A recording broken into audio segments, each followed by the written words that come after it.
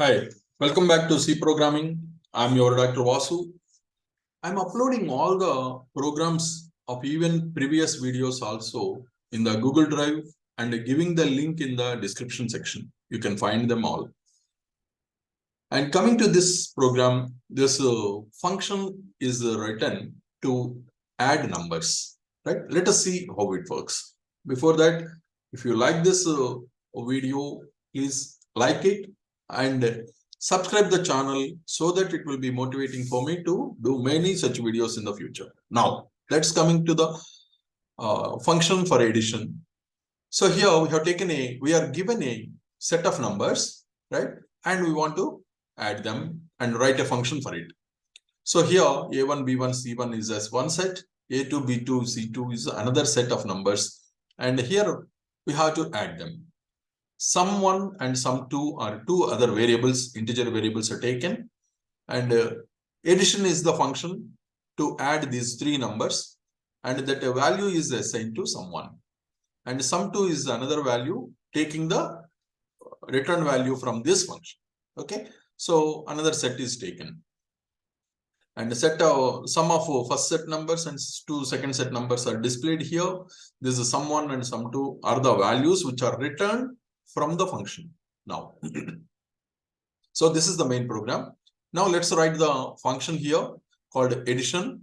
Three variables are taken and returning a integer value here. And coming to this function is another variable sum is taken here as integer. This sum is equal to a plus b plus c. Okay. So it is returning sum, an integer value, and that's why return value is written as integer. Here we are giving the values here in this function call. And in this function, we are taking the values and doing it. And here we are not getting any values of these variables here. Okay. Now this is the function here. Let us see how it works and compile this and execute. You get some of the first set numbers. So that is A1, B1, C1 is this. And second set of numbers is this one. So like this, an addition function is written. Now, write a function to add a set of numbers, right? By taking the data, we have to get the data from the system and return nothing, right? The function return value is void. So let us see. So in the main program, we have just declared the variables as A1, B1, C1 and A2, B2, C2. That's all.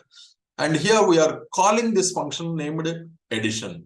And this is the addition function to add these three values and another function call to add another set of numbers. So here, this is the main function. Now, the function is written here, which is taking three variables, right? Which is taking three variables here, returning nothing, void. Let us see how it is written. So another variable is taken here as a sum, which is an integer. And we are taking the values here from the system, right? It is displaying first number, second number like this. So three numbers are given and are assigned to x, y, z here, okay, which are declared as integers. Now, sum is equal to addition of all these three numbers, and it prints the sum is equal to this sum value. That means it is printing and giving out the value here. The result is displayed here itself in the function.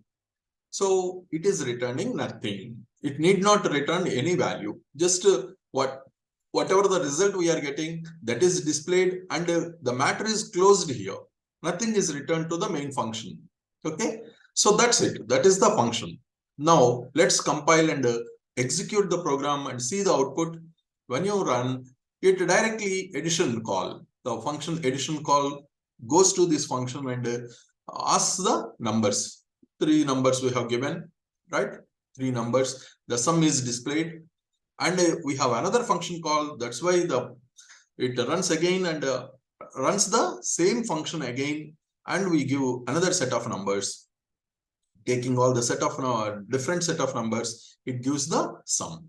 So here this function is returning nothing and doing the function call is written like this. Okay. So this is one way of writing the program. Let us write the same program by just returning a value. The same set of numbers, addition of numbers, but with a slight change in the program. So here we are taking another same set of 6 numbers, right? Addition of first set numbers is displayed here, right? And addition of second set of values, the value is returned here. In the printf statement, this addition gets the value from the function. Okay, so here we are displaying the addition, this value which is returned from the function here in the printf statement. Similarly here, now main program is over. Now coming to the function here, we are returning an integer value in the function named addition by taking 3 variables, and 3 values are taken here in the system and assigned to x, y, z. Sum is addition of all the 3 numbers, and here it is returning sum, this value, integer. Sum is an integer, and this sum is nothing but the addition of 3 numbers. It is returning this sum, the value. That's why the value is directly taken here in the printf statement to display the value. So here it is returning a value. Let's compile and execute the program. It asks 3 numbers, and the addition of first set of numbers is this one. This statement is executed, returned the value 35. Here 5 plus 10 plus 25. The value is returned here. Next, this second function printf statement runs here, calls the addition function, and asks the values, and the result is displayed here. So like this, same set of same program can be written by returning a value or even returning nothing or void. So we have to be careful in writing the program. Whenever you just make use of the function and complete it here itself without returning any value, you can just call it as a void here, or otherwise the same function can be written by returning a value.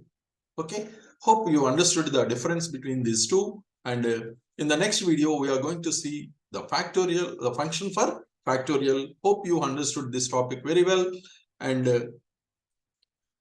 if you have any queries or comments, please do send them in the comment section. Thank you.